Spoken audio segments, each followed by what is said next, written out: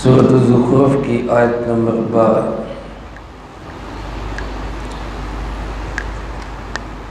الحمدللہ وکفی وسلام علی عبادہ الذین اصطفی،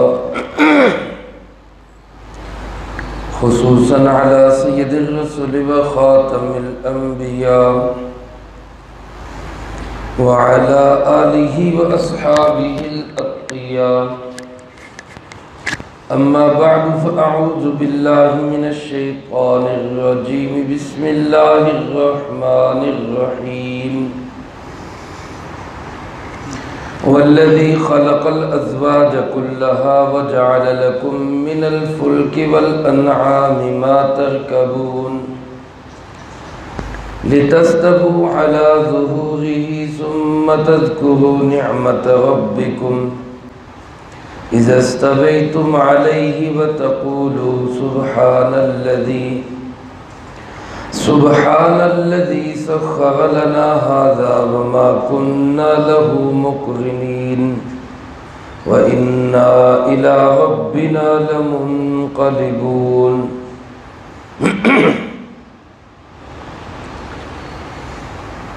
والذي خلق الازواج كلها، اللہ وہ ذات ہے جس نے ہر چیز کا جوڑ بنایا۔ وجعل لكم من الفلك والانعام،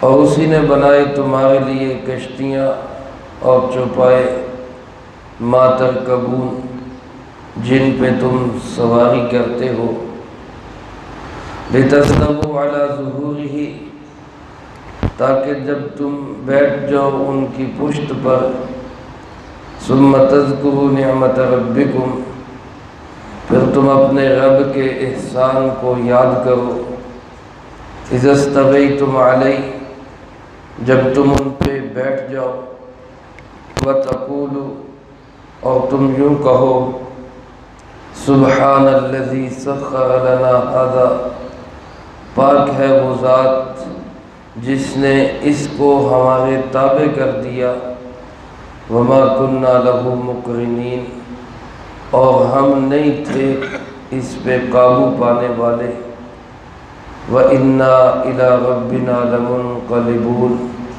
اور کوئی شک نہیں ہم سب اپنے پروردگار کی طرف واپس جانے والے ہیں۔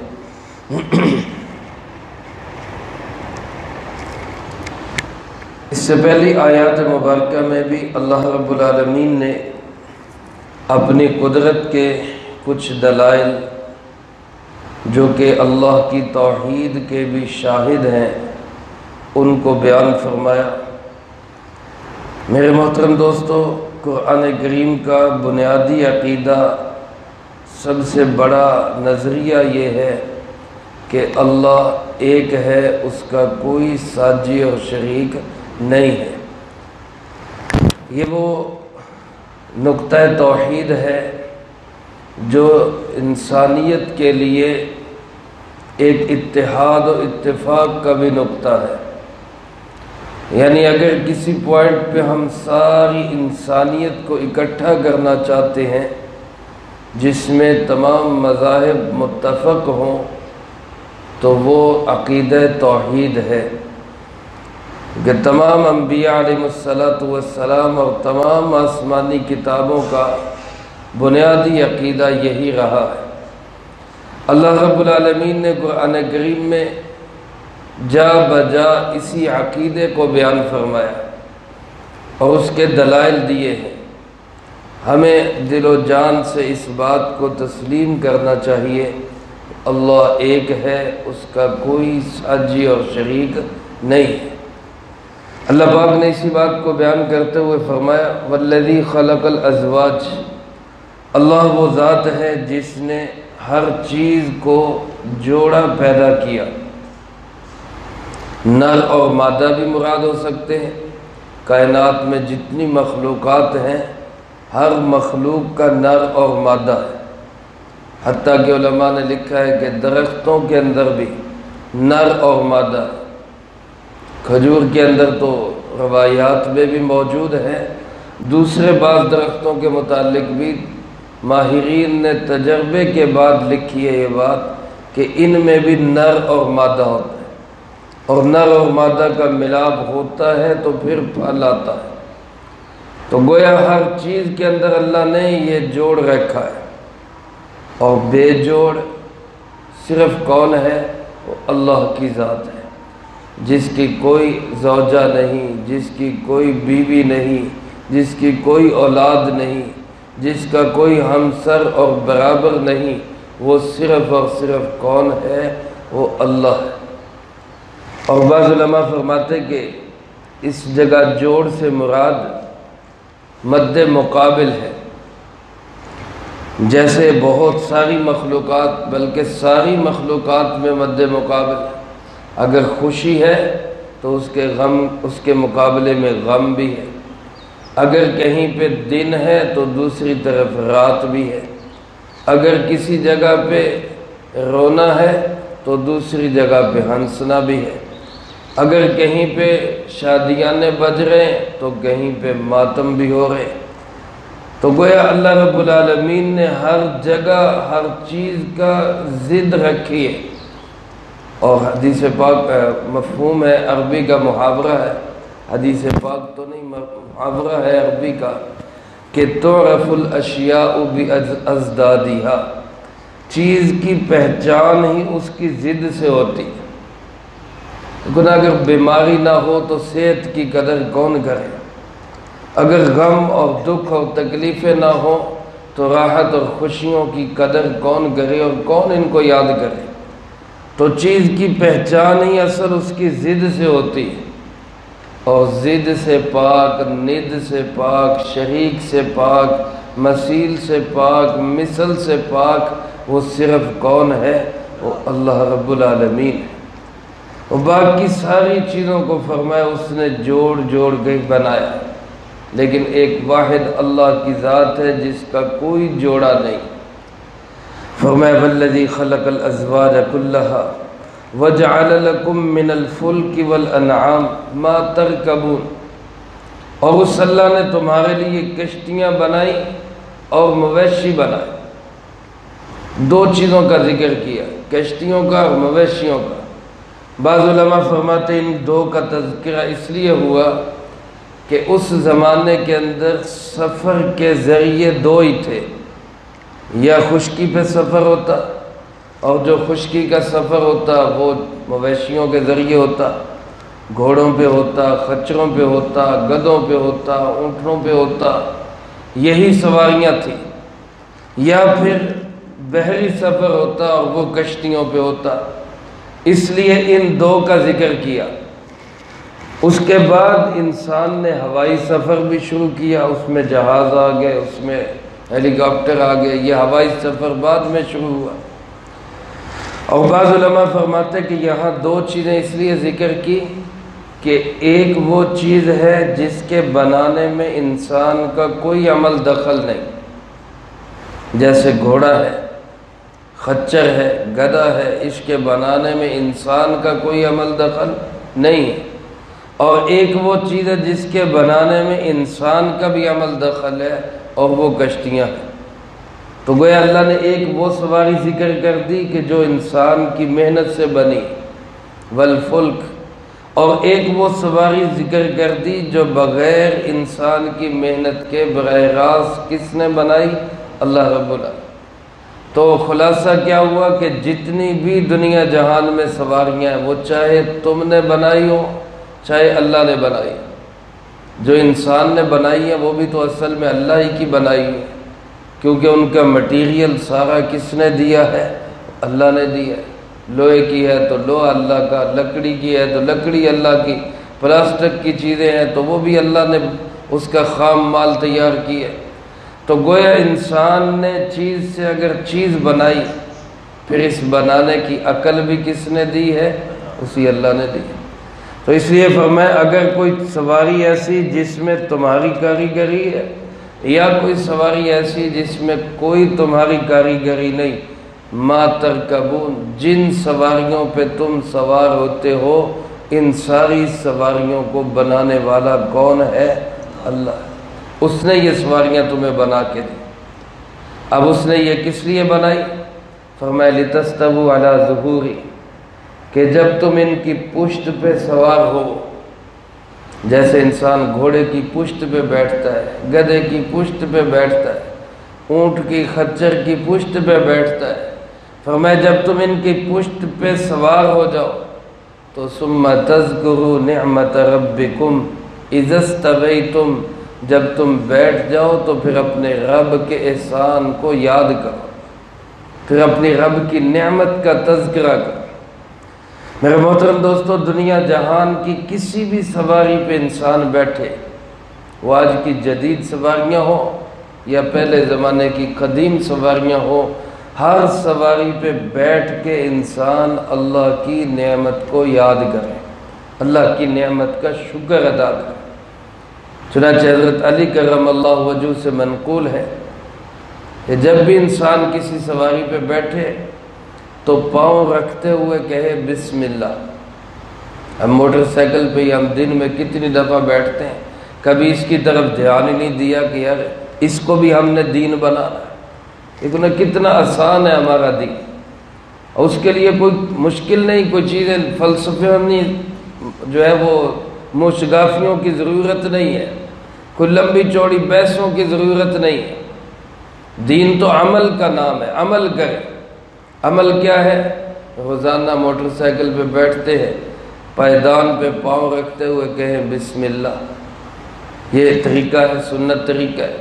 بیٹھتے ہوئے کہیں بسم اللہ، جب بیٹھ جائیں تو کہیں الحمدللہ، پھر بیٹھ کے اللہ کا شکر ادا کر کے۔ الحمدللہ کا مفہوم کیا؟ یا اللہ تیرا شکر ہے تو نے ہمیں یہ سواری عطا کی۔ اور جو بھی سواری ہے، کسی کے پاس گاڑی ہے، کسی کے پاس اعلیٰ سواری ہے، کسی کے پاس معمولی سواری ہے، ایک سائیکل ہی ہے، یہ بھی کس کی نعمت ہے؟ اللہ پاک کی نعمت۔ اب اس پہ بیٹھتے ہوئے بسم اللہ کہے، بیٹھ کے الحمدللہ کہے، پھر اس کے بعد یہ الفاظ کہے، فرمایا وَتَقُولُ، اور تم یوں کہا کرو سبحان الذی سخر لنا ھذا، پاک ہے وہ اللہ جس نے اس سواری کو ہمارے تابع کر دیا، اس سواری کو ہمارے لیے مسخر کر دیا۔ لیکن ایک گھوڑے کے اندر انسان سے کئی گنا زیادہ طاقت ہے، ایک اونٹ کے اندر انسان سے کئی گنا زیادہ طاقت ہے، لیکن ایک انسان کا بچہ، جو گھوڑے جنہوں نے رکھے ہوتے ہیں، جو ماہر ہوتے ہیں، ان کے چھوٹے چھوٹے بچے بھی گھوڑوں کو دوڑاتے پھرتے ہوتے ہیں، حالانکہ کئی گنا زیادہ طاقت ہے، لیکن کیا ہے کہ وہ رسی مہار بچے کے ہاتھ میں ہے تو وہ بچے کی بھی اطاعت کر رہے ہیں، فرما برداری کر رہے ہیں، اس کے پیچھے پیچھے چل رہا ہے۔ اور جنہوں نے اونٹ رکھے ہوتے ہیں، اونٹوں کی لمبی لمبی لائنیں، 20 اونٹ ہے، اور آگے جو پکڑ کے چل رہا ہے وہ ایک چھوٹا سا بچہ ہے، 9-10 سال کا بچہ ہے، وہ سارے اونٹوں کو لے کے چل رہے ہیں۔ تو ان طاقتور جانوروں کے دل دماغ میں یہ بات کس نے بٹھا دی، کس نے یہ سافٹ ویئر ڈال دیا کہ تو نے اس انسان کی اطاعت و فرما برداری کرنی ہے؟ یہ ان کو سمجھانے والا کون ہے؟ اللہ ہے۔ اس لیے فرمایا جب تم ان سواریوں پہ بیٹھو تو یوں کہا کرو پاک ہے وہ اللہ جس نے یہ سواری ہمارے تابع کر دی۔ اور پھر آج کی جدید سواری ہو تو اس کو بھی، یہ بھی اطاعت کب کرے گی؟ جب انسان اللہ کا شکر ادا کرے گا۔ بعض دفعہ ہوتا ہے نا، بندہ موٹر سائیکل سٹارٹ کرتا ہے، سٹارٹ ہی نہیں ہوتی، تو اب یہ کیا ہے؟ ناشکری کی۔ حضرت حسن بصری رحمۃ اللہ علیہ فرماتے ہیں میری سواری کی گدیا، یعنی میرا گدھا بھی میری نافرمانی کرے تو میں سوچتا ہوں آج میں نے اللہ کی کوئی نافرمانی کی ہے، اس لیے میری سواری میری نافرمانی کرے۔ تو گاڑی سٹارٹ نہ ہو، گاڑی میں پٹرول نہ ہو، گاڑی میں ہوا نہ ہو، موٹر سائیکل کے اندر کوئی اور خرابی پڑ جائے، کوئی پرزہ ڈھیلا ہو جائے، تو یہ سب کس کے حکم سے ہوگا؟ اللہ کے حکم سے۔ اس لیے فرمایا جب ان پہ سوار ہو تو یوں کہا کرو پاک ہے وہ اللہ، ہر عیب و نقص اور کمی اور کجی سے پاک ہے وہ اللہ جس نے اس سواری کو ہمارے تابع کر دیا۔ وما کننا لہو مقرنین، ہم اس پہ قابو پانے والے نہیں تھے۔ ہوتا ہے نا بندہ، جدید سواریاں بھی ہیں، سڑک پہ چلتے چلتے کیا کہتے جی بس بے قابو ہو گئی، ٹرک بے قابو ہو گیا، بندے کا کنٹرول ہی نہیں رہتا۔ تو اس سواری کو بھی بندے کے قابو میں دینے والا کون ہے؟ وہ اللہ ہی ہے۔ بعض دفعہ کوئی ایک پرزہ درمیان میں ڈھیلا ہو گیا، ٹائی راڈ ہی کھل گیا، اب وہ چیز سواری انسان کی ہوتے ہوئے اس کے قبضے میں نہیں رہتی۔ تو اصل میں ان ساری سواریوں کو انسان کے قبضے میں دینے والا کون ہے؟ اللہ پاک ہے۔ اس لیے فرمایا ان پہ سوار ہو کے اس حقیقت کو دل دماغ سے بیان کیا کرو اور اس پہ شکر ادا کیا کرو کہ ان سواریوں کو ہمارے قابو میں دینے والا کون ہے؟ اللہ ہے۔ ورنہ وما کننا لہو مقرنین، ہمارے بس میں نہیں تھا کہ ہم ان پہ قابو پا سکتے، ہمارے اختیار میں نہیں تھا۔ اگر ہم خود سے ان کو اپنے قابو میں لانے کی کوشش کریں تو ہو سکتا ہے ہمارے قابو میں آئی نہ۔ ایک گھوڑے جو ہے وہ ضد پہ آ جائے، ایک گدھے جو ہے وہ ویر جائے تو انسان لاکھ جتن کر لے وہ نہیں سیدھا ہوگا۔ اس لیے ان سواریوں کو، ان جدید سواریوں کو اور قدیم سواریوں کو، سب کو انسان کے تابع کرنے والا کون ہے؟ اللہ۔ اللہ پاک فرماتے ہیں اس حقیقت کو سمجھتے ہوئے ساتھ یہ جملے بھی اپنے دل دماغ میں بٹھایا کرو کہ انا الی ربنا لمنقلبون۔ جس طرح اب ہم سفر میں جا رہے ہیں، ہم نے پھر واپس گھر کی طرف پلٹنا ہے، اسی طرح ایک نہ ایک دن ہم نے رب کی طرف بھی پلٹنا ہے۔ ہم یہاں بھی سفر میں، ہمارا اصلی گھر اللہ کے پاس جنت کے اندر ہے۔ اللہ ہم سب کو نصیب فرما دے۔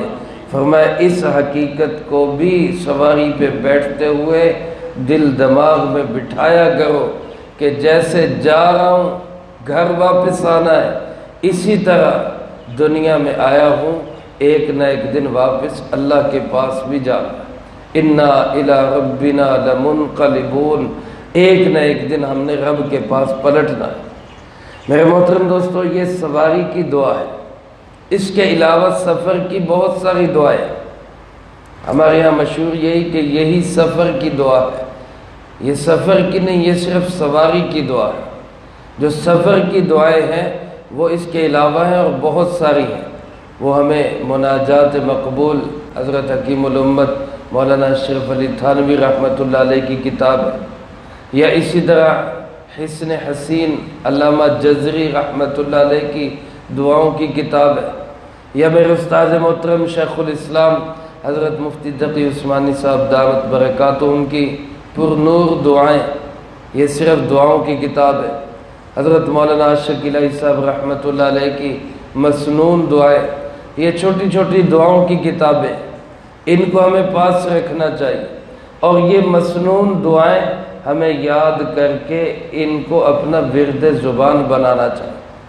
اگر ہم سفر کی دعاؤں کو دیکھیں اور ان کے معنی اور ترجمہ کو دیکھیں تو انسان واقعی ماننے پہ مجبور ہو جاتا ہے کہ ہمارے پیارے آقا جناب محمد کریم صلی اللہ علیہ وسلم کے الفاظ، آپ کی دعائیں وہ قیمتی خزانہ ہے کہ سونا چاندی ہیرے جواہرات بھی ان کا مقابلہ نہیں کر سکتے۔